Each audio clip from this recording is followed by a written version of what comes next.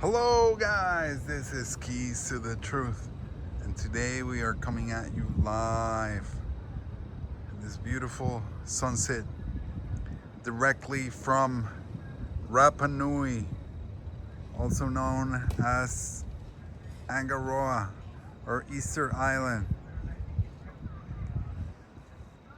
And we will reveal a great mystery that has dumbfounded and perplexed thousands of researchers for generations, which is the mystery of Easter Island. I will tell you more in several follow-up videos, or I'll just edit this video and make it longer. So this is the intro. I'm going to cut to the chase for once and tell you the actual conclusion to the story, and then I will give you the evidence, and then you draw your own conclusion or make up your own mind. I'm just going to tell you where the clues have led me to, which is that Angaroa and the Moai,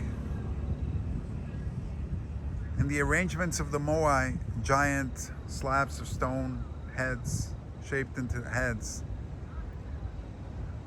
are in fact the limit.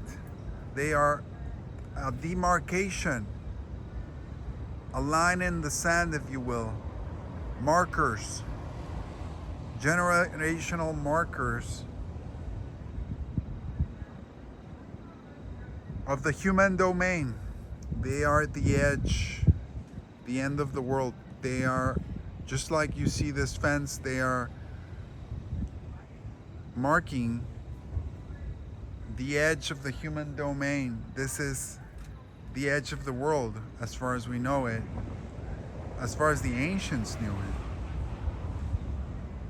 Why? Because towards this setting sun to the west lies a hidden continent. How do I know that? Very simply, from the plasma moon map.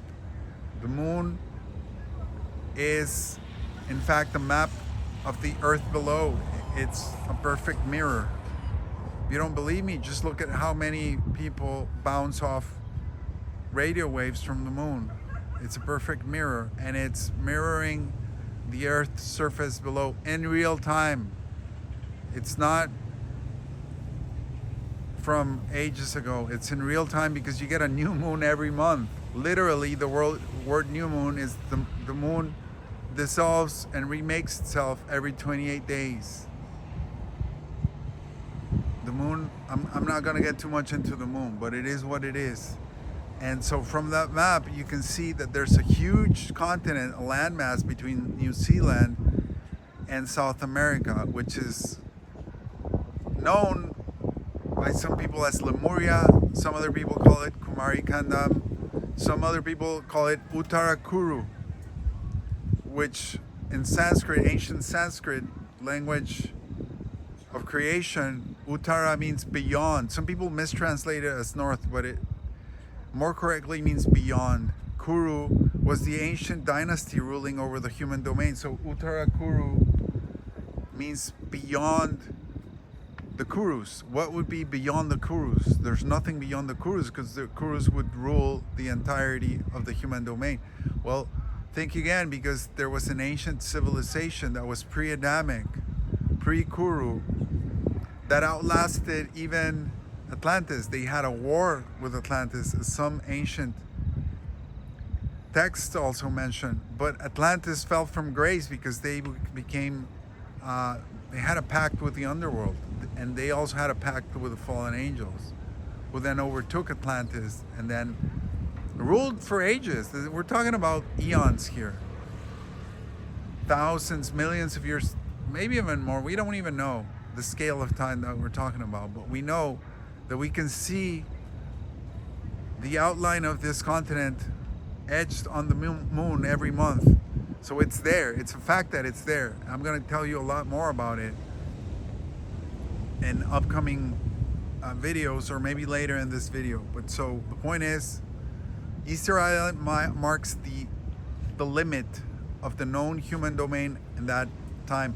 Now, some people would argue, why not some other statues or demarcation stones in Antarctica, for example, which we know is also another edge, because the boundary there is the ice itself, and there's nothing close. There's another civilization. There's another ocean beyond that, because our world consists of 7 concentric circles, and it's shaped like a flower, like a lotus.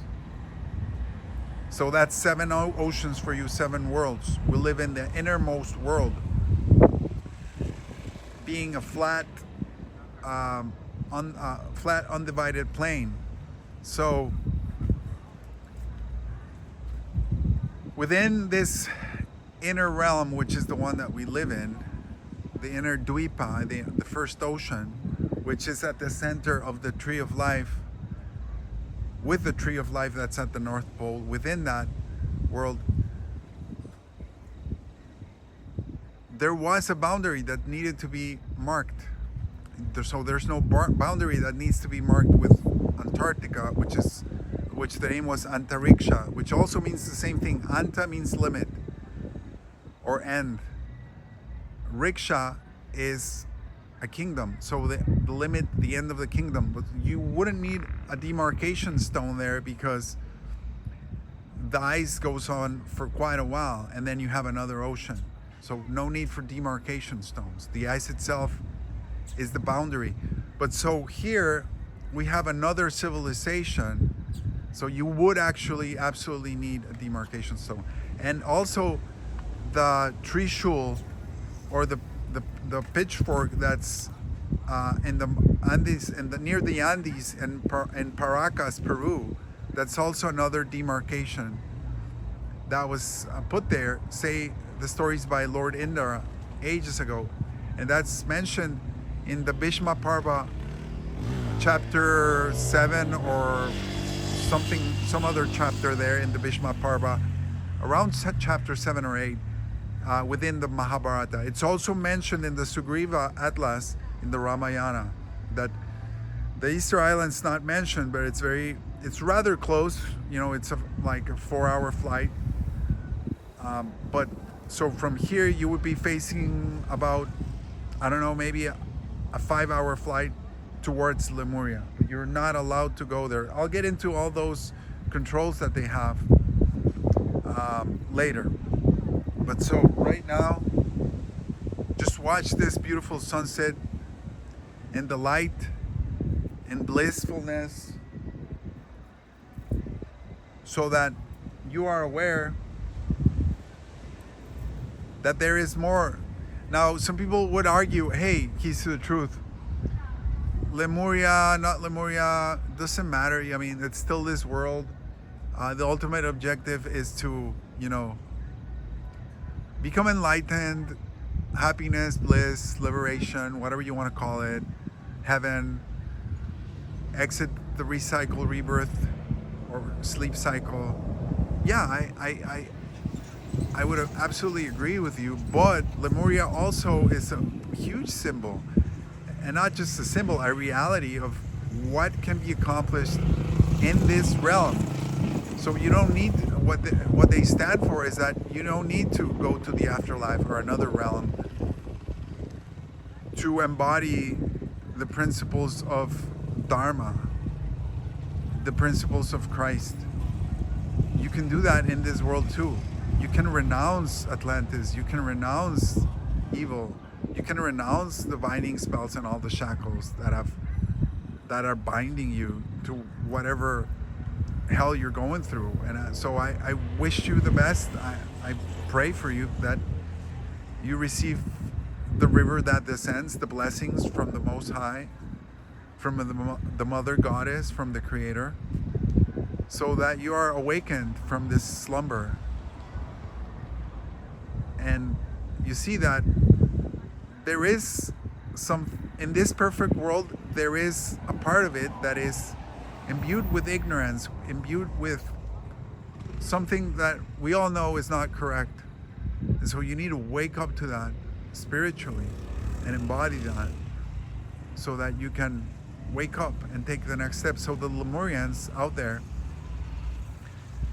they are an embodiment of that, and that's why and how they have survived all the resets, or pralayas as they're called in Sanskrit, the cyclical destructions of the world. They survived them. They survived Atlantis. They're still here. And so I'm just going to give you a few more clues so that you know that I'm not just making this up and it's not all theory. There's over 40 military installations around the South Pacific, including Okinawa, including Taiwan, including Pine Gap, and including Tangaroa in New Zealand. The two largest HARP arrays, one is in Alaska, one is in New Zealand, and they are on either side of the South Pacific. Also, the flight to get here, there's a single flight leaving from Chile, no other flights. There's a single flight going back and forth. It doesn't travel every day. You have to go through immigration controls, very strict. You have to get a permit for only 30 days. They check that you have a hotel reservation. So it's very, very strict. So and the military installations, there's no active military conflicts of any kind whatsoever in the South Pacific. Yet you have the U.S. Marshall Islands with secret bases. Again, Hawaii is a huge military base, hidden. It's not even hidden, but it's just disguised as something else. But that's what Hawaii is. And so it's overkill. It doesn't make any sense. I mean, some people are saying, oh, well, the Chinese, they're not even a thing. They didn't used to be a thing in the 50s when all this began. And they're all of them are in cahoots, right? All of them are in cahoots. The elites are all in cahoots. So it's absolute overkill. Another thing also, radioactivity and ultrasound sensors. There's ultrasound sensors and radioactivity sensors in this area. I'll go into what radioactivity is and how it can be used for a lot of things, a lot of high-tech uses. Radioactivity, but so that's why. And also all the what they claimed were the fake atomic bomb or whatever they were tests in the South Pacific. Again, what do they call the war with the Japanese? The Pacific Theater, because it was a theater, and that's where Admiral Byrd ultimately flew to. He didn't fly into the inner earth. He flew to Lemuria. He was allowed somehow to get there, escorted, and he was given a message. You can read his diary. I also have plenty of videos on my channel regarding his trip there. So he flew about 5 hours west from here to reach there, and he was taken in, and he talked to their leader, and he was given a message for our leaders, which apparently they didn't heed or pay any attention. But so this is the mystery of Rapa Nui, or Easter Island. That Lemuria is very close. It's the closest landmass to Easter Island west of here. There's also, it's even in the myths and the local myths, they say that the inhabitants here originally came from a mythical land to the west. So I'm telling you what it is, and you can see it for yourself on the moon map, plasma moon map. It's right there. They're still alive. They're a super advanced civilization. It's very easy to tell that, because if they were not, our civilization would have just destroyed them like we did with all other native civilizations. So they stopped us cold because they are super advanced, but they're Pacific, just like the name of the ocean here. So they're not invasive, and they don't want anything to do with us.